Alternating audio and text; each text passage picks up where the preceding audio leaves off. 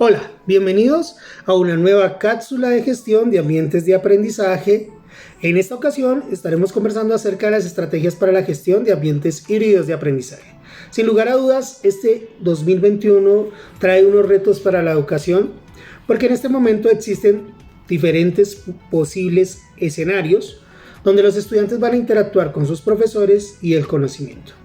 Antes de adentrarnos en los ambientes híbridos de aprendizaje, conviene hacer la reflexión en torno a aspectos tales como si existe la presencialidad o no, las dualidades digital o análogo y si el aprendizaje es en la escuela o en la casa. También si los encuentros pueden ser sincrónicos o asincrónicos.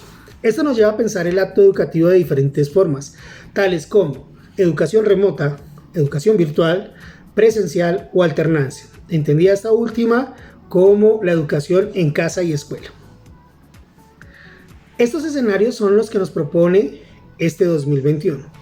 También dependerá ello de factores externos de la escuela, tales como la evolución de la pandemia, la conectividad, entre otros.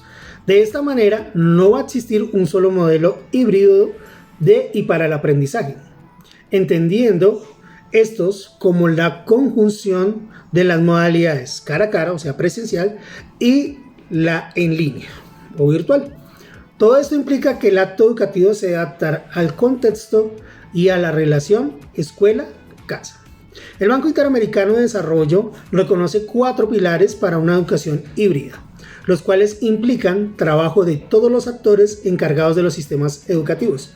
Estos 4 pilares son nuevas pedagogías, competencias y perfil docente, equipamiento y conectividad, plataformas y contenidos, datos y seguimientos del estudiante.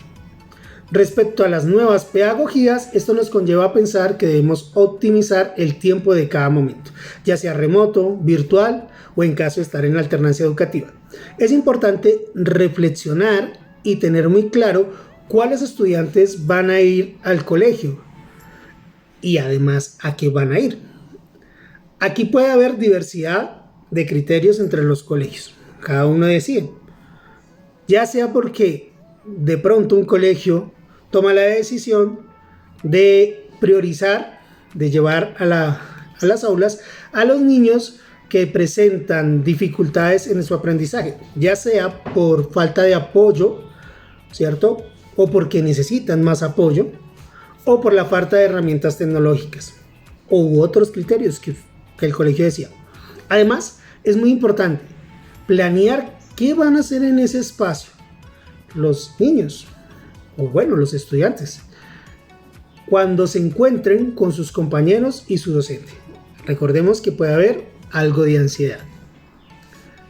Pero yo creo que todos esperamos que ese espacio de encuentro sea algo diferente a lo que se haría en casa o a través de una pantalla de un computador, de tal manera que permita que estos espacios se aprovechen para potenciar las habilidades del siglo XXI, que vimos en el ciclo de apertura del año 2020, sobre todo aquellas que se han dificultado en estos tiempos, por nombrar algunas: trabajo colaborativo, resolución de problemas, toma de decisiones, entre otras. Esto nos lleva a pensar estrategias para la presencialidad y para la virtualidad. Entonces, para la presencialidad, el abanico de estrategias se amplía. Siempre respetando las medidas de bioseguridad, se podría priorizar, realizar trabajo colaborativo, revisar cuáles de las 9 áreas fundamentales no se puede suplir de manera remota y priorizarla, desarrollar laboratorios donde los estudiantes puedan vivir experiencias enriquecedoras, aprovechar en caso de contar con espacios abiertos, fusionar áreas como la educación física, que debería ser una prioridad en este momento, y el lenguaje.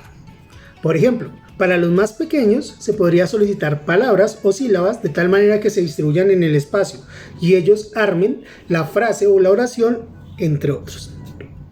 También podríamos tener foros o debates en torno a un tópico particular. Por ejemplo, respecto a la lectura de un libro. ¿Por qué no? Un club del libro. Actividades que propicien el manejo del espacio y la motricidad fina y gruesa. En caso de trabajar en proyectos o secuencias didácticas, hacer la socialización de los avances y dificultades, sobre todo reflexionando en esos aspectos que nos permitirán superar estas dificultades. Bueno, y otras más que yo sé que los docentes son muy creativos. Para los momentos de virtualidad se tienen también que contemplar dos posibilidades. Una es tener encuentros sincrónicos o no. Esto pues hará cambios significativos en la forma de interactuar entre docente, estudiantes y saber. Por eso es importante el uso de plataformas que permitan tener una comunicación fluida con los estudiantes, herramientas evaluativas tales como cuestionarios, que pueden ser herramientas como Kahoot, Quizzes, entre otros, herramientas y técnicas que permitan el autoaprendizaje. Por ejemplo, el uso de matrices de evaluación, diagramas de flujo, ensayos, líneas de tiempo, diferentes tipos de esquemas. Disponer de un espacio concertado para el envío y recepción de las actividades que van a desarrollar los estudiantes. Laboratorios virtuales. Tener en cuenta que para crear un aula virtual debemos contemplar 5 dimensiones. La dimensión organizativa, informativa, comunicativa, práctica y evaluativa. Estas dimensiones las vamos a ver en una próxima cápsula. En cuanto a las nuevas pedagogías, no sin olvidar que es preferible optar por pedagogías de aprendizaje profundo, entendido estas como aquellas que generan aprendizajes que se mantienen a lo largo de la vida. Estos modelos de aprendizaje profundo, según Fulan y otros en el 2020, permiten la adquisición de 6 competencias o se logran a través de la adquisición de 6 competencias, las cuales son trabajo colaborativo, pensamiento crítico, creatividad, ciudadanía, comunicaciones o la comunicación y el carácter. Por otra parte, asimismo el trabajo multidisciplinar. Por su parte, las nuevas competencias que todos debemos tener en estos tiempos se refieren al autoaprendizaje, la motivación intrínseca y habilidades para el uso del tiempo. En lo que refiere al perfil docente es necesario el uso de tecnologías, pero no un uso instrumental que tenemos, sino de las herramientas digitales, más bien que las deberíamos encaminar hacia el uso pedagógico de las mismas, potenciando prácticas educativas innovadoras, dando menos prioridad al uso y manejo de las TIC y más enfocarlo en la pedagogía con tecnología basadas en evidencias. En este modelo híbrido, el docente juega un rol muy importante en la promoción y desarrollo de las habilidades socioemocionales de los estudiantes, tales como el compromiso, la empatía o la habilidad de trabajar en equipo. El segundo pilar, el equipamiento y conectividad, compete un poco más a la parte administrativa y es la que nos permite pensar en las brechas y los espacios para la creación y la colaboración. Para ello es necesario condiciones tecnológicas. Algunas opciones son los laboratorios del hacer, como las que permiten manipular y crear objetos. También podría ser la disminución de la brecha de dispositivos para los estudiantes y el sistema para la gestión de los servicios digitales y la conectividad. Por eso digo que responde más como a lo administrativo. El tercer pilar, el de las plataformas y contenidos, pues se centra en la pregunta es ¿qué y cómo aprenden los estudiantes? En algún momento hablamos de las habilidades del siglo XXI y estas han sido afectadas por la crisis sanitaria, tales como el trabajo autónomo, la colaboración entre estudiantes, trabajos por proyectos, habilidades digitales, eso por un lado. En cuanto a las económicas, la resiliencia, la innovación y la creatividad. También es necesario definir qué actividades y contenidos vamos a desarrollar en cada uno de los ambientes de aprendizaje. Por esta razón es importante no tener una visión a corto plazo, sino una visión no solo para la pandemia, sino a mediano y largo plazo. ¿Para qué? Para elegir herramientas tecnológicas, por ejemplo, plataformas de gestión del aprendizaje, conocidas como LMS, o los centros educativos deberían contar con este tipo de plataformas, o que nos permitan el trabajo con internet o sin internet. También se podría pensar en plataformas de aprendizaje, aquellas que usan inteligencia artificial para ofrecer retroalimentación a los estudiantes.